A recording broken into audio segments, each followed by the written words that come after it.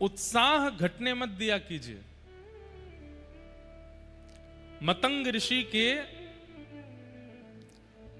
सेवा की चोरी करती हैं कौन? सबरी। सब लोग इधर देखो, ध्यान से सुनो। मतंग ऋषि का नियम था, रोज रात्रि 3 बजे उठ जाते, स्नान ध्यान करते और फिर उसके बाद में वन में जाते, वहां से पुष्प तोड़ के लाते, फल तोड़ के लाते, बिल्व पत्र तोड़ के लाते, आकर के फिर गोबर का चौका लगाते, फिर अपने ठाकुर जी की सेवा करते, उसमें पुष्प आदि लगाते, फिर उसके बाद यज्ञ करते, उसके बाद प्रसादी बनाते, फिर पाते। दूर छुप करके सबरी देखती है और उसने इतने भाव से देखा कि मतंग ऋषि कौन से पुष्पों का प्रयोग करते हैं, कौन से फलों का प्रयोग करते हैं, कैसी सेवा करते हैं। वो सारी सेवाएं उनके उठने से पहले ही उनके द्वार पर लाकर के व्यवस्थित कर देती है।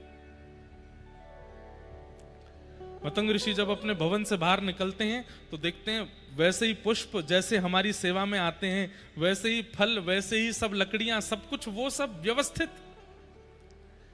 1 दिन हो गया, 2 दिन हो गया, जब बहुत दिन हो गए तो मतंग ऋषि बोले, ये मेरी सेवा कौन कर लेता है? और ढूंढने के लिए जाते तो दूर दूर तक कोई नहीं दिखता। एक दिन ऋषि सोए नहीं और अपनी खिड़की पर बैठे बस चुपचाप देखते रहे कि देखूं तो कौन है।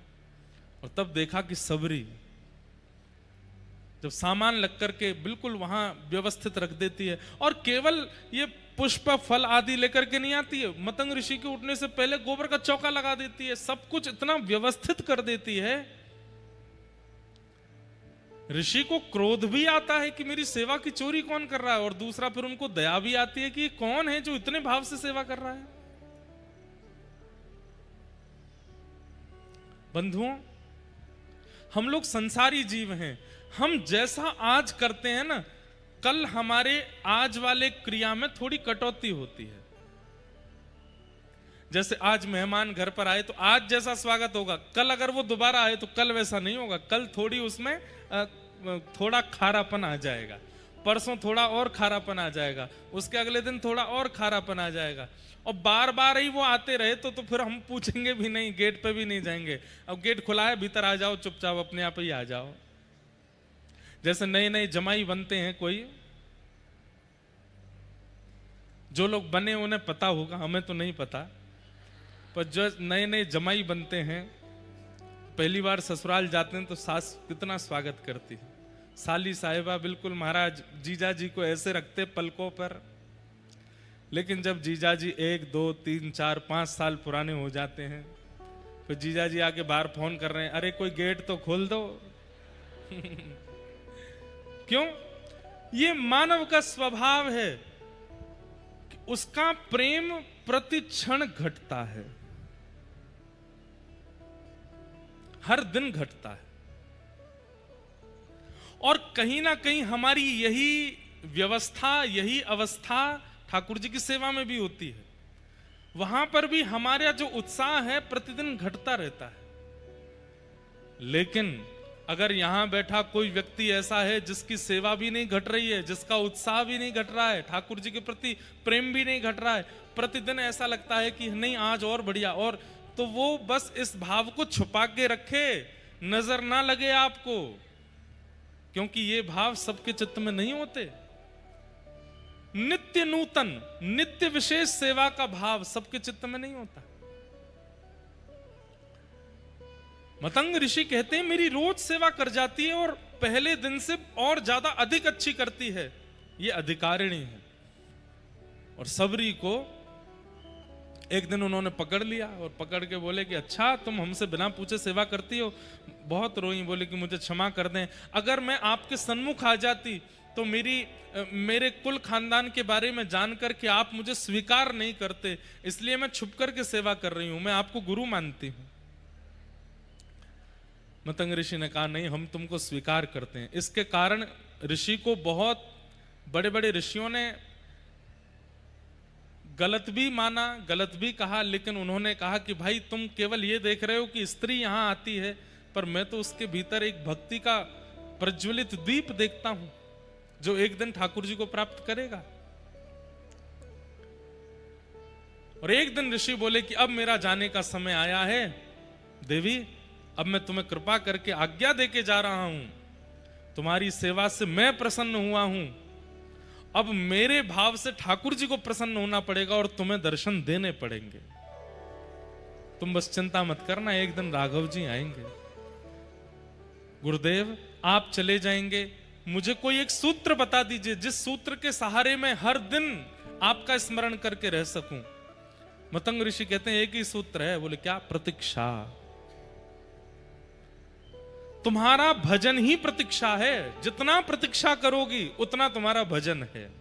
जैसे आप कहते हैं कितनी माला करनी? 8 माला, 108 माला, 200 माला, 250 माला, 2 लाख माला। मतंग ऋषि सबरी को कह के गए तुम्हारी माला, तुम्हारा जप, तुम्हारा नियम, तुम्हारा सब कुछ एक ही है। बोले क्या? प्रतीक्षा। प्रतीक्षा करो। जितना सुनने में आसान लग रहा है उतना करने में कठिन है। प्रतीक्षा सबसे होती नहीं।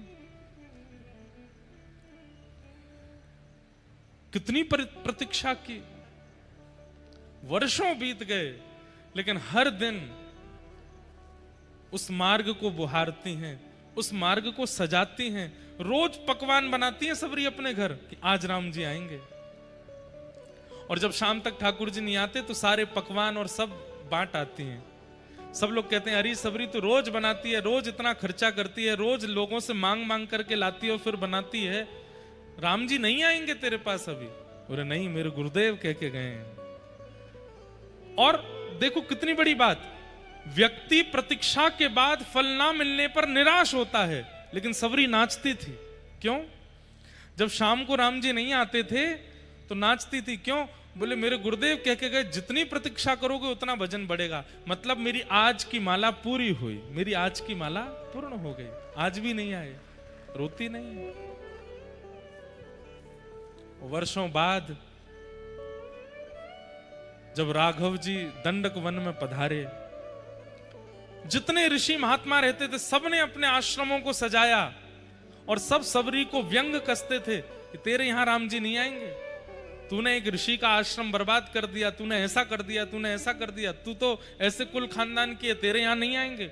और एक घटना और हुई थी, जिस सरोवर से सबरी जी जल भर के लाती थी, कुछ दिन बाद उस सरोवर में कीड़े पड़ गए थे, तो वो सरोवर किसी को नहाने पीने योग्य भी नहीं बचा।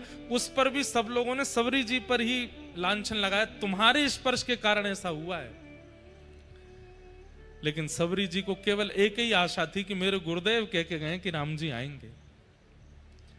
जैसे ही राम जी ने दंडक वन में प्रवेश किया, सारे आश्रम सजने लगे, वेद ध्वनि निकलने लगी, ऋषि अपने अपने आसनों पर बैठ गए। बोले राम जी तो हमारे यहाँ आएंगे, इनकी तपस्या 1000 वर्ष की है, इनकी तपस्या 2000 वर्ष की है, इनकी तपस्या इतने वर्षों की है। लेकिन राम जी जाते हैं और हर आश्रम के द्वार पर जाते हैं। ऋषि कहते हैं आहा आपका कल्याण हो, जय हो राघवेंद्र सरकार, आपका मंगलमय हो। सब ऋषि आशीर्वाद देते थे। राम जी प्रणाम करके कहते थे, बोले मैं आपसे एक पता जानना चाहता हूं। बोले क्या? वो सबरी जी की कुटिया कहाँ है? जो जो ऋषि मना करते थे कि सबरी तेरे यहाँ राम जी नहीं आएंगे, उनके यहां जाकर के राम जी पूछते थे सबरी की कुटिया कहाँ है। और जब सबरी के यहां गए, सब अपने आश्रमों में खड़े खड़े देख रहे थे, झूठे बेर खा रहे हैं ठाकुर जी सबरी के। किस भाव का फल मिला है सबरी को? हर दिन प्रेम न घटने का। हमारा प्रेम घटता है, हमारा उत्साह घटता है, हमारी सेवा घटती है, हमारी लगन घटती है, पर सबरी की वो लगन, उत्साह, प्रेम घटा नहीं है, हर दिन बढ़ा है। और आज ऐसा फल दिया ठाकुर जी ने। सबरी के यहां गए तो सबरी कहती है कि कहीं खट्टे बेर ना हो तो स्वयं चख करके खिलाती है कि मीठे हों। राम जी पाते हैं। हमारा प्रेम ऐसा नहीं है। हमारा प्रेम तो घटने वाला है, हर दिन हमारा ये एक प्रकार से आप ये कह सकते हैं कि ये एक आपका टेस्ट है। जैसे ब्लड टेस्ट होता है, आपके ऑर्गन्स के टेस्ट होते हैं, बॉडी टेस्ट होता है, ऐसी भजन का भी एक टेस्ट होता है। क्या? अगर आपका उत्साह घट रहा है, इसका मतलब भजन कर नहीं रहे हो, इसका मतलब दंभ है चित्त में।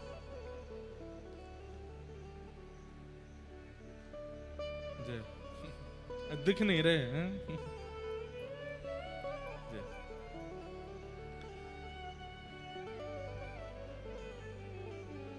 महाराज जी को दिखाई नहीं दे रहे तो महाराज जी नीचे विराज गए और हमारे प्रभु जी भी नीचे बैठ गए। देखो ऐसे होते हैं श्रोता, आप लोगन की तरह नहीं या में कोनी मार या के बालन ने खींच पीछे कर नीचे बैठ चिल्ला रहे किल्ला रहे, ऐसे होते हैं। वहां ब्राह्मण देवता बेचारों गर्मी लग रही है, अपने आप ही पंखा चल रहे हैं। एक पंखा लगवा दो भैया, छोटा है यहाँ पे, एक ही व्यक्ति उठना, सब मत उठ जाना।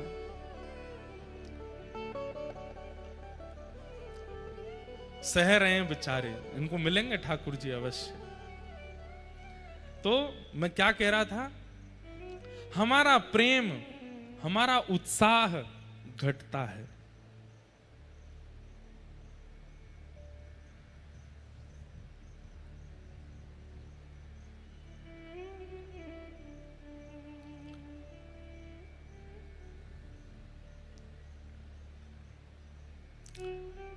उत्साह बढ़े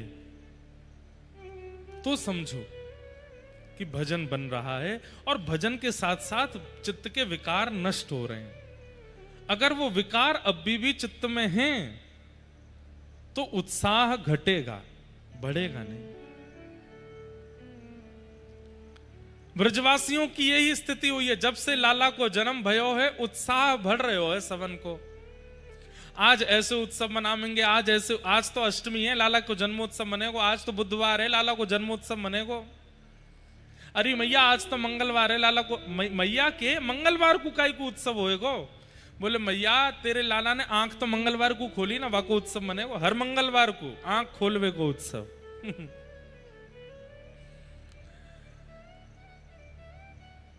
पूतना आई, और पूतना किस रूप में आती है हमारे भजन में, हमारे भजन में विघ्न रूप में आती है कि हमारा उत्साह घटने लग जाता है। अच्छा एक बात, पूतना का आगमन होता क्यों है? हमारे भजन में कटौती होती क्यों है? ऐसा कौन सा अपराध हमने किया है जिसके कारण भजन में, सेवा में, कथा में हमारा उत्साह घटता है? वैष्णव अपराध, भक्त अपराध, वैष्णव अपराध।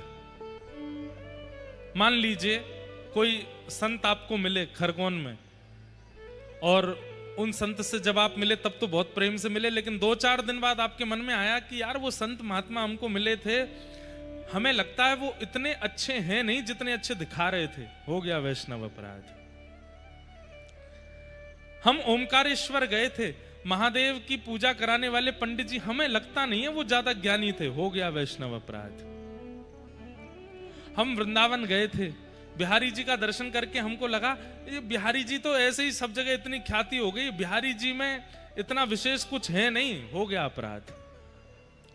व्रजवासियों के प्रति, संतों के प्रति, ब्राह्मणों के प्रति, विप्रों के प्रति, भगवत भक्तों के प्रति सूक्ष्म से सूक्ष्म भी भावना आपके मन में आती है कि ये श्रेष्ठ नहीं है, वही अपराध है, और उसी के कारण भजन घटता है, पूतना आती है। इसलिए हमारी प्रार्थना, कोई यदि आडंबर भी कर रहा है ना तो भी आप उसको प्रणाम ही करो। आप अपने मन में उसके प्रति दुर्भाव मत लेकर के आओ। ठाकुर जी देख लेंगे अगर कोई आडंबर कर रहा होगा, नाटक कर रहा होगा।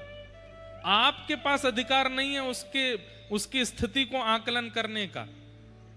आज सुबह प्रेस वार्ता हुई, उसमें हमसे बार बार यही पूछा जा रहा, संत ऐसे क्यों करते हैं, वक्तागणों के कथाओं में ऐसा क्यों होता है, ऐसा क्यों? देखिए, आप उनको वैष्णव ही मानो, आप उनको वक्ता ही मानो, आप उनको संत ही मानो। आप उनमें यदि दुर्भाव और दोष देखने लग जाओगे तो आपसे अपराध बनेगा। आप कहेंगे महाराज जी ऐसे तो फिर किसी का विरोध ही नहीं होगा, सब गलत से गलत करते जाएंगे। देखो हमारी एक बात, कोई व्यक्ति गलत करता है और कोई व्यक्ति आडंबर पाखंड करता है, लेकिन आप फिर भी उसके प्रति श्रद्धा रखते हो, उसके प्रति आस्था रखते हो, जानते हुए भी आस्था रखते हो, तो आपकी आस्था उस व्यक्ति को सुधार देगी। आपकी आस्था उस व्यक्ति के चित्त से आडंबर को नष्ट कर देगी। ये बात आपको माननी पड़ेगी।